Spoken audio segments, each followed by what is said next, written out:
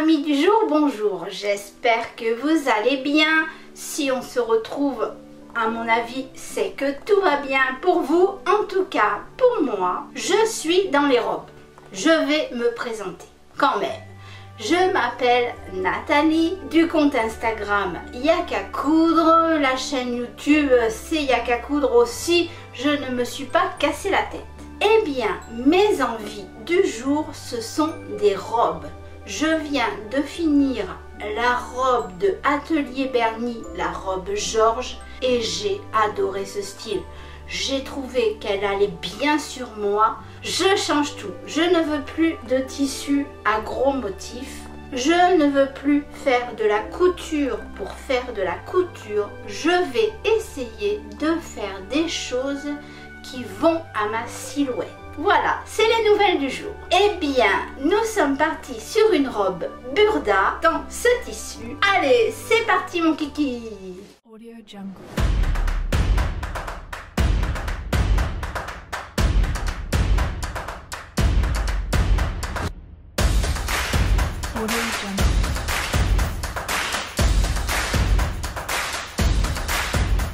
La robe, c'est celle-ci. Je la refais. Donc, j'aime beaucoup cette robe. J'aime surtout cette encolure. Celle-ci est faite dans une cotonnade. Alors que ma prochaine, voici mon tissu. C'est du lin viscose. C'est du bleu canard, on va dire. C'est ni vert ni bleu. Et j'adore le lin viscose. On peut faire des blouses. On peut faire des pantalons. On peut faire des robes. Une petite veste légère pour l'été. Je trouve que le lin viscose, c'est parfait pour tout. Et ça ne se froisse pas de trop. Ma robe, c'est le Burda de mai 2021. Vous allez me dire, mais je n'ai pas ce livre. Moi non plus, je ne l'avais pas. J'ai pu le racheter sur le site de Burda, qu'il y a des patrons en PDF. Il suffit de chercher sur le site et ma foi, on arrive à trouver pas mal de choses. C'est le modèle 111. On l'a dans ce tissu qui est un coton stretch. Ils ont pris de la dentelle ajourée. Il nous demande 3,75 m de tissu parce qu'il la coupe dans le biais. Mais moi, je n'ai que 3 mètres de tissu. Il vient des coupons Saint-Pierre. Elle va rentrer dans 3 mètres de tissu. Je vous montre de suite le patron qui est, ma foi, très simple. Sur le bas, on a 3 plis à faire. Nous avons le dos qui n'est pas dans la pliure du tissu. Nous avons une couture dans le milieu dos et nous avons aussi 3 plis à faire dans le dos. Nous avons une parmenture dos. Je me suis amusée à lui faire une forme un peu plus évasée sur le milieu. Et pour le devant, nous avons aussi une parmenture. Bien sûr, il ne fallait pas que j'oublie que j'avais remonté le devant. Je l'ai aussi remonté sur la parmenture. C'est la pièce du devant décalquée en largeur 3 cm. Nous avons le bas de la jupe. Nous avons des poches dans les coutures côté. Et ici, c'est beaucoup plus simple car nous n'avons pas de parmenture.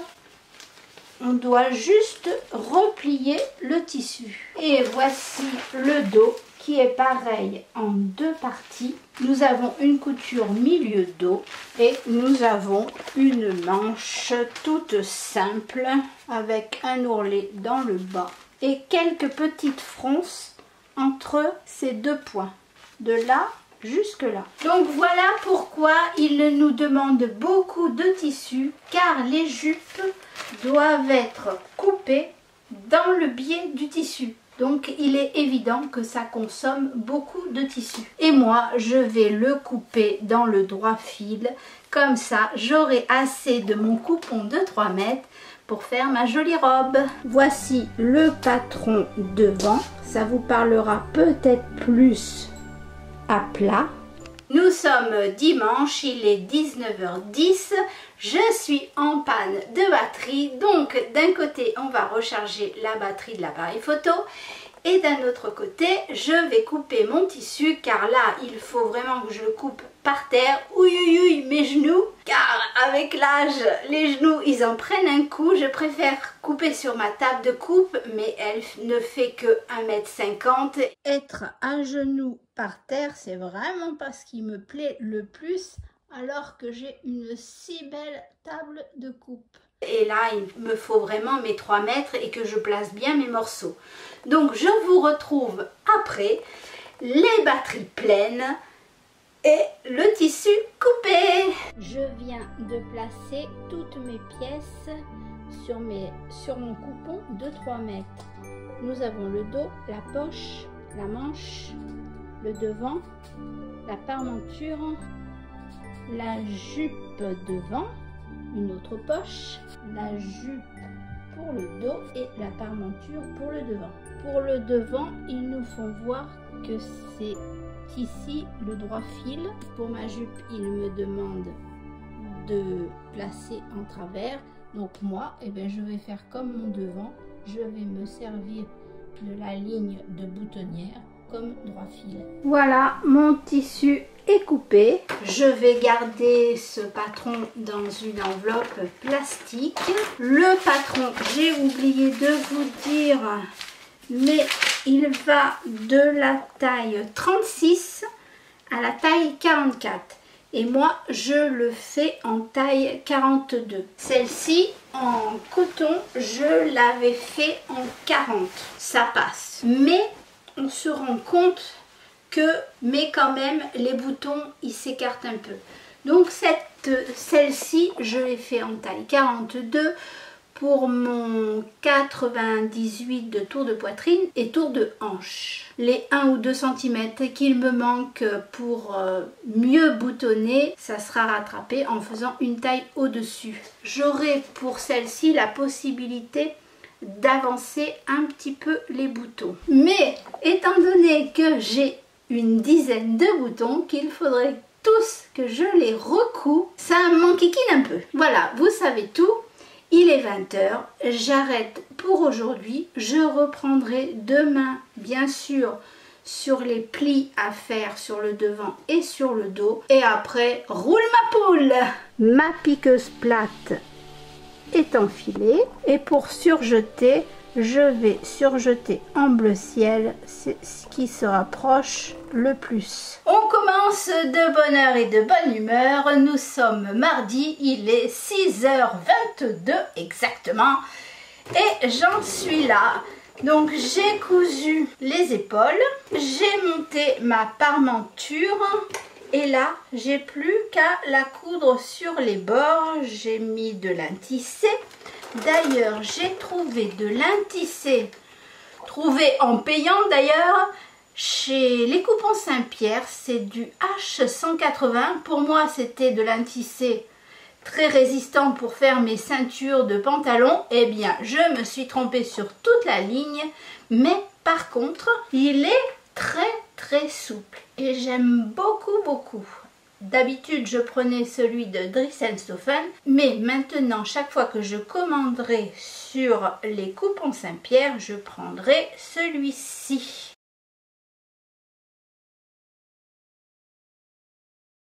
Je me sers de mon mannequin uniquement pour poser mes pièces de patron, car je me repère beaucoup plus comment coudre le vêtement. Ce mannequin, normalement, il est à ma taille, mais je ne dois pas tout comprendre car quand j'essaye les robes, c'est trop serré sur lui. Heureusement, ça me va à moi. Donc, il y a quelque chose que je ne comprends pas, je ne cherche pas, mais je m'en sers beaucoup, voilà, pour poser mes pièces. J'ai beaucoup de mal avec l'espace, comment dire. Dans le temps, on appelait ça l'EMT, éducation manuelle et technique, et nous faisait faire du dessin technique, vue de dessus, vue de face, vue de machin, vue de côté, vue de droite, vue de gauche. Oh, qu'est-ce que j'ai peiné. Bon, c'est pas là le problème. Maintenant, tant que j'arrive à monter cette robe, ça sera déjà ça. Et après, je vais faire les poches prises dans la couture. Je vais couper toutes les pointes pour quand je le retourne, j'ai pas tout ça qui m'embête, qui me fait des surépaisseurs. Quand on a des arrondis, on crante. Là c'est droit, je n'y touche pas. Là on a encore de l'arrondi, je vais cranter. Ici aussi j'ai un arrondi. En couture on fait quand même toujours la même chose. Toutes les parmentures se montent de la même façon. On a une autre pointe.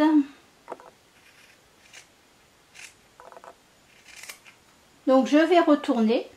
Et surtout, je ne vais pas oublier de faire la sous-piqûre. Donc voilà, sous-piqué, repasser, très important. Voilà, mon devant est pratiquement fini. Après, il y a toutes les boutonnières à faire. Maintenant, je vais m'attaquer aux poches qui sont prises dans les côtés. Et là, il y a un tuto de la cabane à coudre magnifiquement bien fait. Pareil pour son zip invisible. Ces explications sont claires, c'est pas en express. On comprend tout, c'est bien filmé par-dessus. Je vais prendre ces explications et je vais suivre pas à pas tout ce qu'elle dit. Voilà, c'est comment ajouter une poche sur une robe de Sewing Sew. Je comprends vite, mais il faut m'expliquer longtemps. Vous avez aussi sur YouTube dans la cabane à coudre 2 ou 3 tutoriels sur comment surjeter. Et maintenant, franchement, je surjette super bien. Mes poches sont surjetées. Franchement, je vous conseille de regarder ces tutos. Et les tutos sont gratuits. Mes poches sont cousues.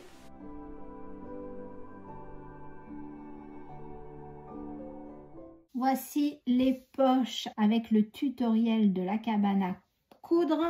Elles sont très belles.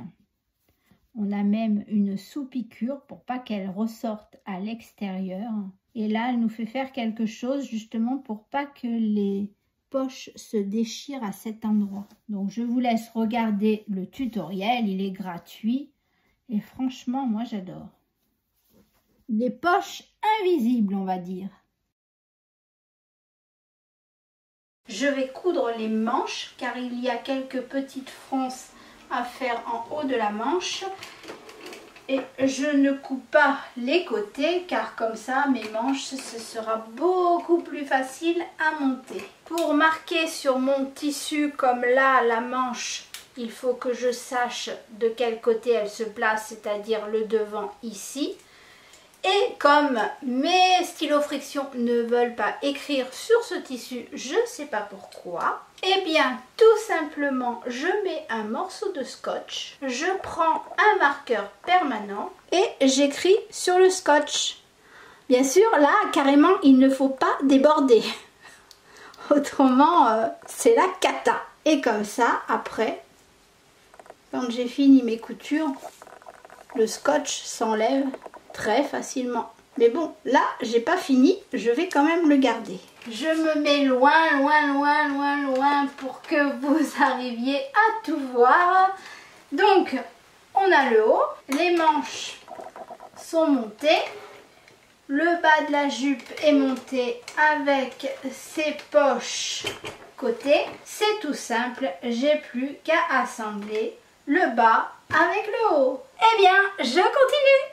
Je suis en train d'assembler le haut avec la jupe. Ce que j'aime beaucoup, c'est que les coutures soient bien alignées. Comme solution, ce que j'ai trouvé, je bâtis ma couture, je regarde bien si elle se retrouve en face et si c'est parfait, je peux coudre mon haut avec le bas de la jupe. Devant, au niveau de la taille, on a ces petits plis que je trouve très jolis. Nous les avons aussi dans le dos, ce qui fait que ça resserre et ça marque un petit peu la taille. Et la jupe, elle a comme un arrondi dans le dos. Ça aussi, ça fait très féminin. La robe prend forme. Maintenant, le meilleur moment, c'est les essais. Donc voilà ce que ça donne. J'aime beaucoup. Je vais un peu vous reculer. Bon là, les boutons s'appellent des épingles.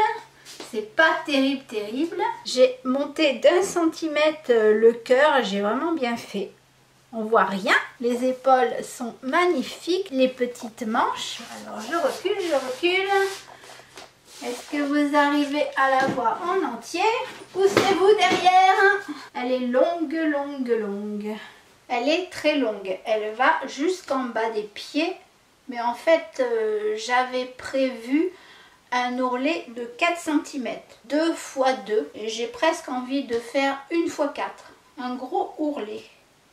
J'ai pas envie de la couper. Elle est vraiment très belle. J'ai mon encolure qui est magnifique. Je me tiens pour pas que ça s'ouvre. Voici, c'est celle-ci en couverture. Elle est très belle. Et Burda, si on arrive à trouver sa taille, les patrons sont très très bien faits. On ne peut pas dire le contraire. Ici, j'ai une parmenture. Ça, eux, ils m'ont demandé de faire une parmenture. Mais dans le dos, j'ai même pas regardé. Est-ce que c'est un biais pour eux? Je sais pas. Moi, j'ai continué de faire une parmenture. J'ai l'habitude de faire une parmenture. À mon âge, on ne change plus. Et puis bon, ça fait très bien. Moi, j'aime bien les parmentures. Les biais, même les biais d'encolure, je suis pas fan. Je trouve toujours cette histoire d'épaisseur. Chacun y arrange comme il veut. C'est ça qui est bien dans la couture. On n'est pas obligé de faire comme la voisine. J'ai quelques petits plis à ma manche, pas trop, un peu. Et vraiment, le lin viscose, c'est une belle matière. Eh bien, il me reste juste à faire des ourlets à la manche. Mais par contre, j'ai beaucoup de boutons et trouver quelque chose qui s'accorde. Voici mon trésor caché. Il y en a qui ont des valises d'argent. Moi, j'ai des valises de boutons. Ce sont des boîtes que j'achète chez Action. Je crois que c'est 5 €. Elles sont pleines de cases et on peut en mettre des deux côtés.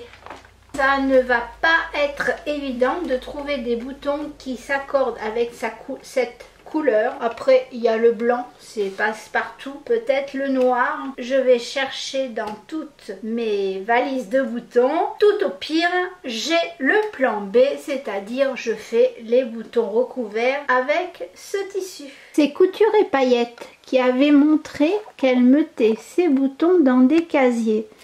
Et quand j'ai vu ces casiers chez Action et qu'en plus ils sont réversibles et que rien ne se mélange, je dis ça c'est pour moi. Et chaque fois que je fais une commande sur AliExpress, je me prends quelques petits boutons. Chez Burda, ils ne se sont pas cassés la tête, ils ont mis des pressions plastiques. Ça, je trouve que la finition c'est pas top. Moi-même personnellement, voici ce que j'ai trouvé. J'ai trouvé ce vert, j'ai trouvé ces blancs, vous voyez que c'est de la récup. Ils ont déjà été cousus sur un autre vêtement. J'ai trouvé des petits noirs, j'ai trouvé des petits diamants purs, pourquoi pas, couleur argent, ça va pas mal aussi avec la couleur. Je procède par élimination. Déjà dans cela, le vert me plaît pas. Après, les noirs par rapport aux blancs, je trouve qu'ils sont beaucoup plus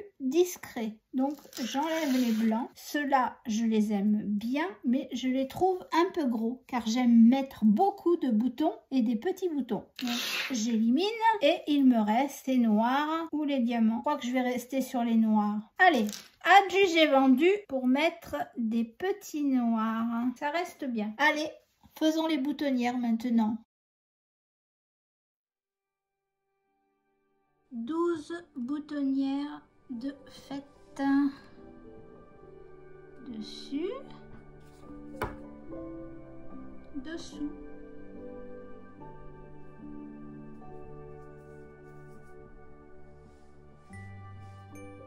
Eh bien, je vous dis, il n'y a qu'à coudre des jolies robes longues suivant le tissu que l'on prend. On peut même s'en servir de robe de cérémonie. Ici, ça fait plutôt Je crois qu'ils appellent ça style farmer country. Bon, vous voyez le genre. Vivement l'été, je suis prête. Sur ce, je vous dis, il n'y a qu'à coudre des robes et ciao!